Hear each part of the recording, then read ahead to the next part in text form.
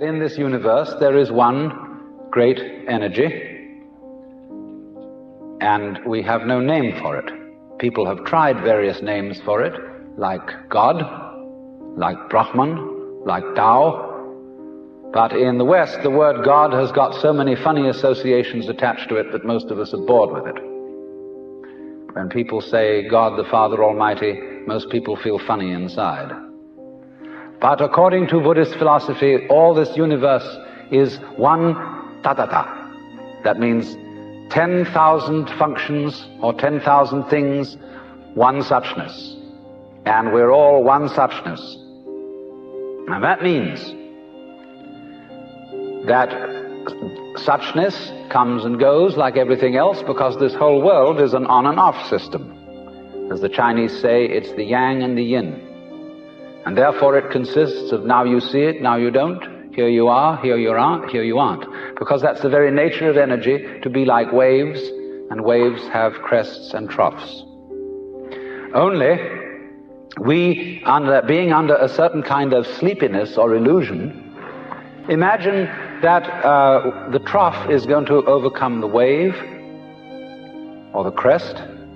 The yin, the dark principle, is going to overcome the yang, or the light principle, and that off is finally going to triumph over on. And we, shall I say, bug ourselves by indulging in that illusion. Gee, supposing darkness did win out, wouldn't that be terrible? And so we're constantly trembling and thinking that it may, because after all, isn't it odd that anything exists?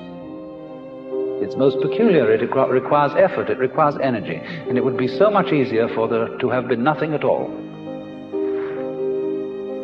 Therefore we think, well, since the is side of things is so much effort, you always give up after a while and you sink back into death.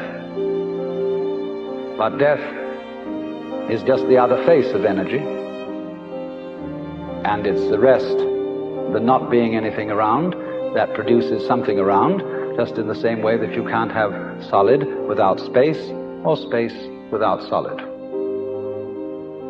When you wake up to this and realize that the more it changes, the more it's the same thing, as the French say, that you are really a playing of this one energy, and there is nothing else but that it is you, but that for you to be always you would be an insufferable bore.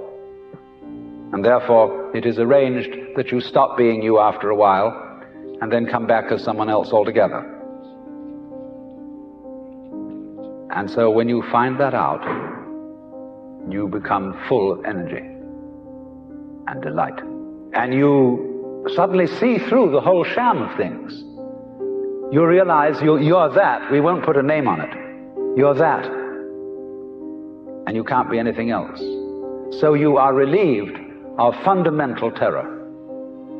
That doesn't mean that you're always going to be a great hero, that you won't jump when you hear it bang, that you won't worry occasionally, that you won't lose your temper. It means, though, that fundamentally, deep, deep down within you, you will be able to be human in the pains, difficulties, and struggles that naturally go with human existence.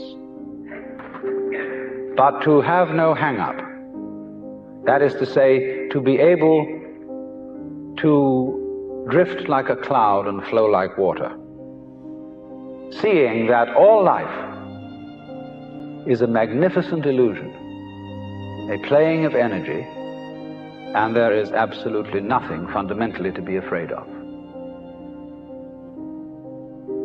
Fundamentally. You will be afraid on the surface. You will be afraid of putting your hand in the fire. You will be afraid of getting sick.